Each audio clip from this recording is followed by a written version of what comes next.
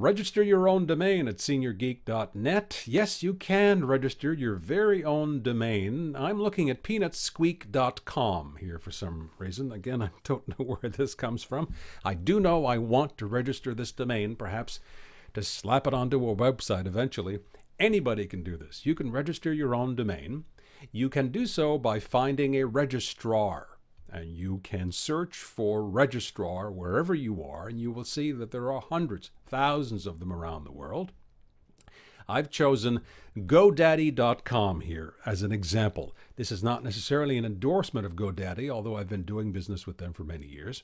They're a big operation based in the United States, but you may wish to make use of a registrar in your own country, perhaps a smaller operation, people who speak your language, who charge you in your currency. Although GoDaddy is available in many currencies, they have portals around the world here, so I'm on the Canadian English portal, and we'll be looking at Canadian prices, but you'll get a general idea of how this works. So, peanutsqueak.com.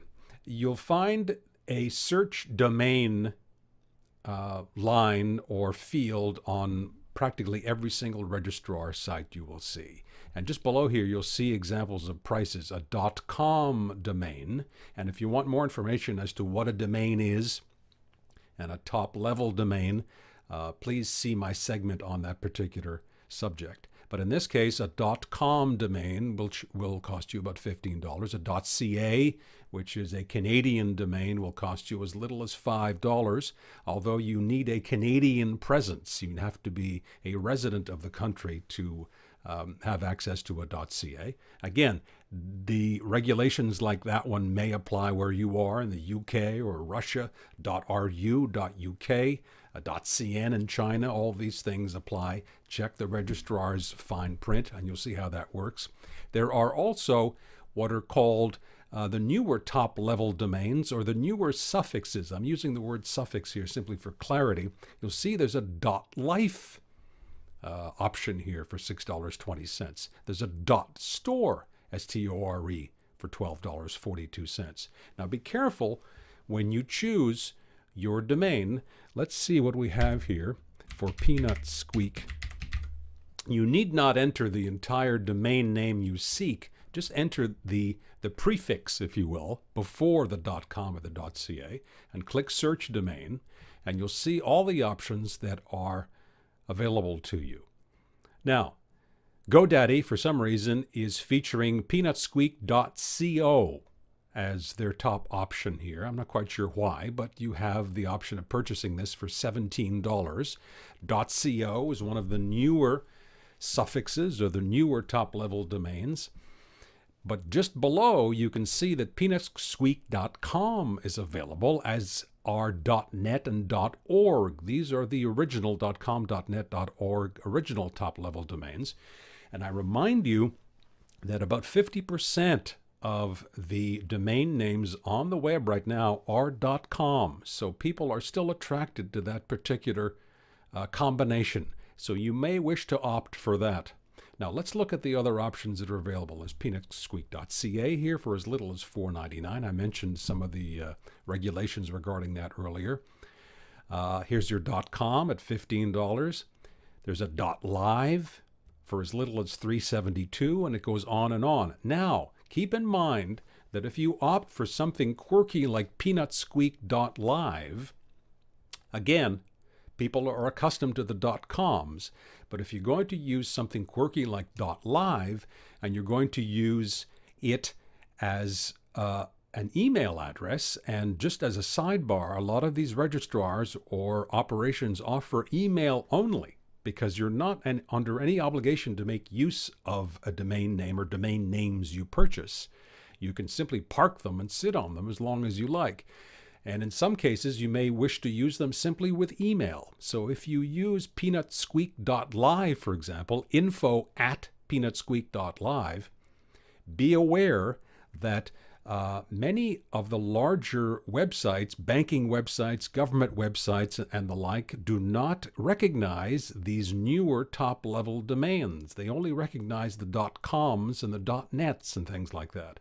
So they may not recognize and they may refuse to accept email addresses with these newer top-level domains attached, all right? So all of this to say that a .com may serve you better.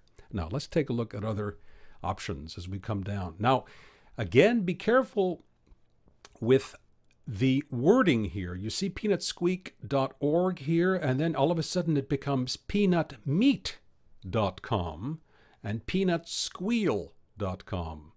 Now, they will interject these because they're seeking to sell other related or similar domains. And in this case, peanutmeat.com is already owned by someone. And look at the price here. $1,090.52 is the asking price for peanutmeat.com. So be careful what you click when you register and make a purchase. Now, let's say we're purchasing peanutsqueak.com. We add it to the cart. We check out. We enter the information. We pay.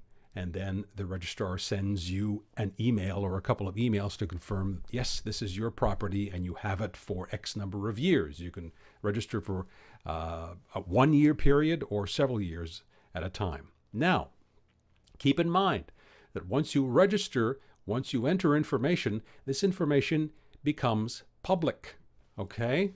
Now, it is public on the public record.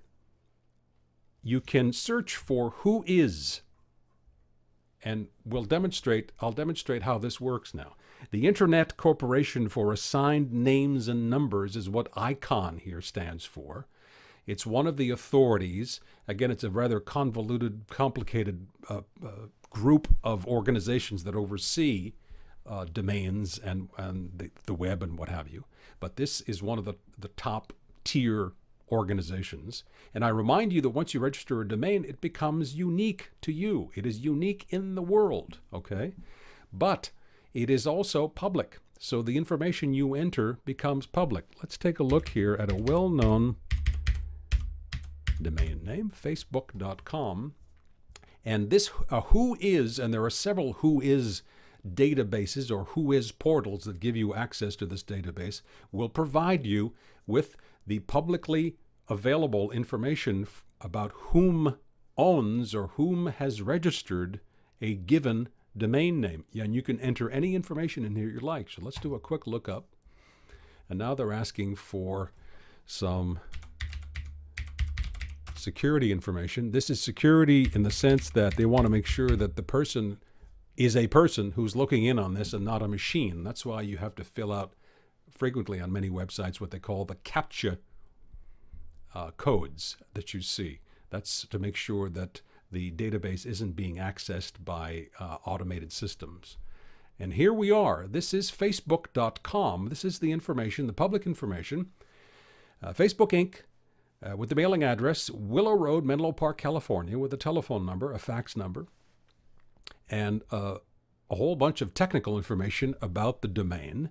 You'll see it was first registered in 1997, creation date. It was updated in 2016. And this is, I remind you again, publicly available. And once you fill out information like registrant contact, admin contact, tech contact, normally if you're doing this on your own, all three of these fields will contain the same information. Keep in mind that name, organization, mailing address, and telephone that you enter become publicly accessible. So I suggest, if you're concerned about your privacy, that you either use a company address or a post office box, and that you obfuscate your telephone number.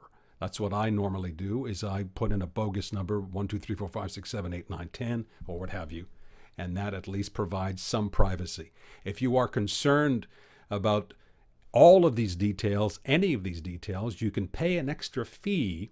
Many registrars will offer you a private listing for an extra annual fee, and that's analogous to what we used to do back in the day with the telephone books, when the telephone companies, at least in North America, would charge you a fee not to list your number. So you'd have an unlisted number. You can pay a fee then to have a non-listed domain. All right, so keep in mind that this is an option that you may wish to look into for your own purposes and your own privacy. All right, so enjoy yourself. And register if you feel like registering something. You don't have to make use of it, but you'll have it in your back pocket. And I'll get back to you about Peanut Squeak seniorgeek.com.